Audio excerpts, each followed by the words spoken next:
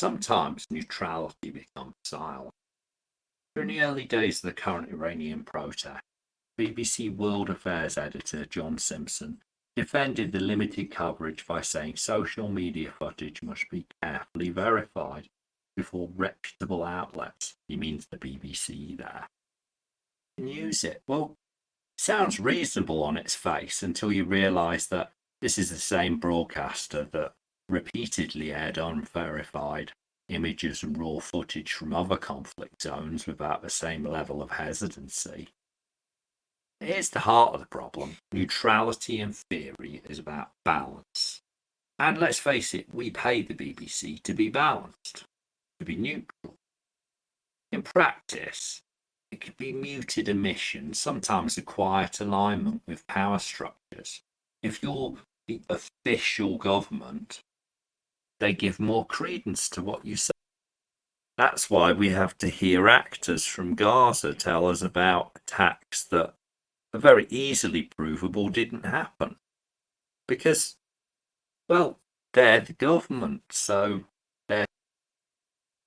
When the BBC reports that unrest in Iran began over high inflation and rising prices, without equally foregrounding the rapid shift towards political slogans calling for the overthrow of the clerical regime, it shapes the understanding. Most coverage is framed around the price of eggs, whilst most of the slogans are about getting rid of the Ayatollah. This might be subtle, it's not reporting falsehoods, but it's shaping what matters in the story. And at a time where the BBC really needs to regain some credibility, they made a choice. Not a neutral omission, but they chose not to cover the story for days.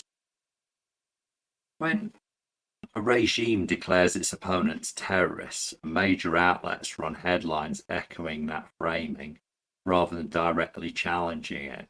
Neutrality just becomes a propaganda handoff. Criticism rose when some Western outlets led to Tehran's official spin instead of centering the voices of protesters. There's an editorial choice that leads to whose language gets amplified. Neutral journalism doesn't repeat government framing verbatim. It interrogates where the evidence actually lies.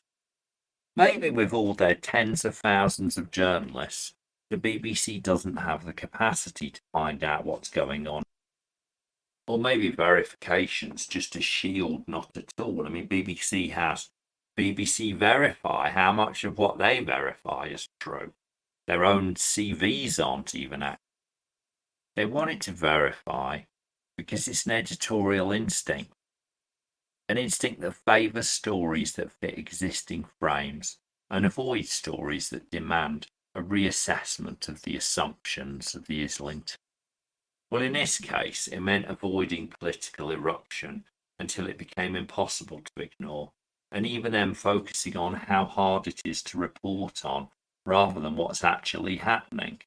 How can the BBC not know what's happening in Iran when a YouTuber like Maya Tusi is able to speak for 45 minutes with quite a lot of information? Maybe they should employ. They clearly don't have any Iranians on staff that have contact. But this is a perfect example of how instead of focusing on the deaths and the reasons being voiced for protests, they focused on verification hurdles, reframing the story as economic, and repeated official regime statements like the Ayatollahs are paragons of virtue and truth, rather than a harsh authoritarian regime that's killed large numbers of their population because they're not happy. This is passing the regime's spin through the editorial filter without any interrogation. That's not neutrality. But publicly funded media has to provide what they're paid to provide, not to protect audiences from difficult realities and not to protect officials in other countries from scrutiny. When protests in Iran have been underreported or framed in ways that minimize their political significance, They're forming news by omission.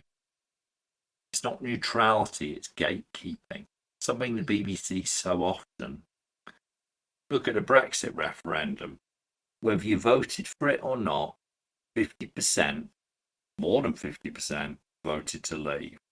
Yet try and find half of the people on BBC coverage being Remain and half leave. No, it was like, let's include one person to mock. It just shows that the BBC have come out of our latest crisis having learnt nothing about editorial. In Iran, citizens are risking their lives for freedom. And in the BBC, they're not really wanting to talk. But don't they look pompous as they don't talk?